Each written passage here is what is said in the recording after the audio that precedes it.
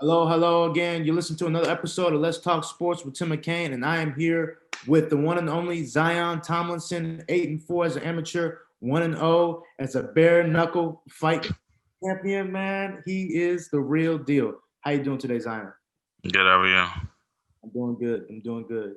You know, the first time I saw you, I think it was SFL 41, and your brother, Kane Jr. He was a co-main event and you had to fight Kyle Wright, and you guys went at each other's necks, man. And it was an incredible fight by both of you, but you ultimately won that event.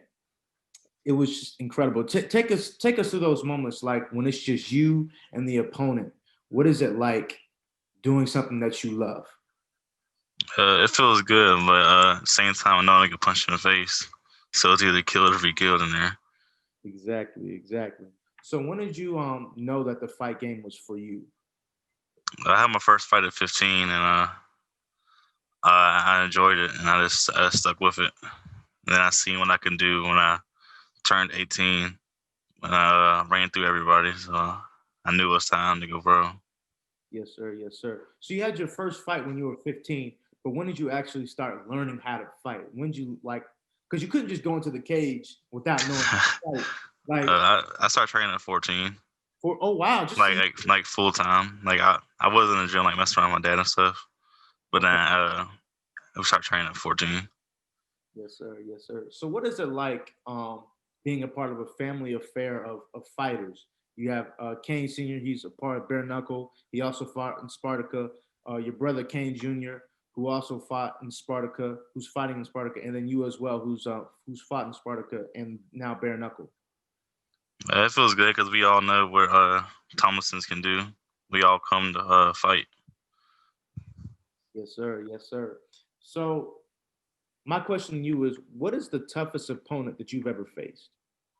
Probably Carlos. Carlos.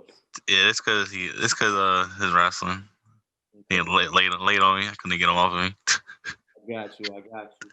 So, what is it about wrestlers that make them different than fighting other opponents that are just stand up guys? just cause they're bigger, they know how to hold their weight down on you.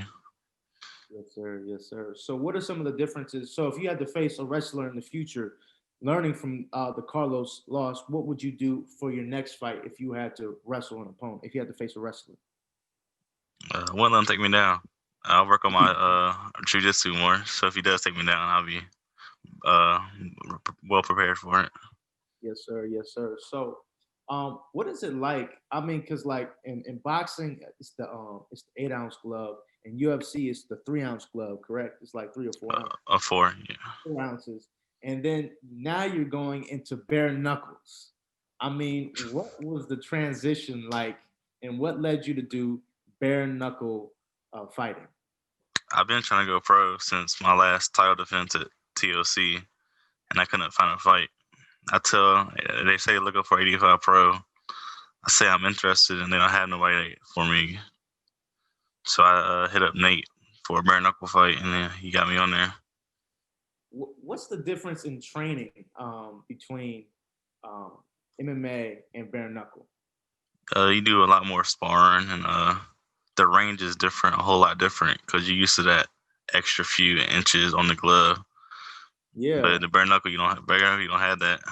and also like in MMA and UFC or Bellator or whatever, you can punch anywhere because you have that gloves, you have the protection. Yeah, But because you're bare knuckle, you cannot punch some. You know, you can't punch people at at certain parts of the head. You only want yeah, to go for like the chin, the face. Like, and the forehead hurts. oh, you care what? The forehead hurts. Exactly. So it's like, what is that process like for you? Like your last fight, I think you won in the first round. I think it was Yeah, like 30 seconds or something like that. yeah, minute and 1 second. A minute and 1 second. Like going into that opponent, knowing that you cannot throw anywhere, that you only can throw at specific places. Like, is that challenging? A little bit, but when he got the brawling, I was just trying to hit him, and then I messed my hand up doing that. But I'm good to go. I got a fight in December, bare knuckle. Oh, really? Yes, Who sir. are you fighting against? Do you know? Uh, I do, but I don't got my contract yet, so I can't announce it yet. I got you. I got you.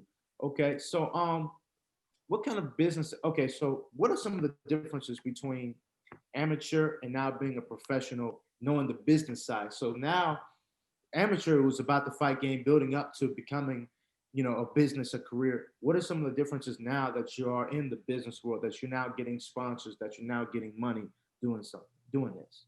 Well, it's a second job. Mm, It's more frustrating trying to deal with all the sponsors and stuff. That's why I'm trying to get my sponsors now for December. So when November and stuff comes, I'll be already done with it. I guess focus on my training. yes, sir. Yes, sir. Okay, so Zion, what are your personal keys to success? So a little kid, they look to you and they're like, "Yo, I want to be like Zion Tomlinson. The way he just the way he destroys his opponents, the way he goes after his opponents." What kind of personal keys to success would you give to that kid? Just keep grinding and tuck your chin. Yes, sir. Yes, sir. Well, thank you, Zion. I really appreciate the time. You have a great day, man. No problem. Thank you. Yes, sir.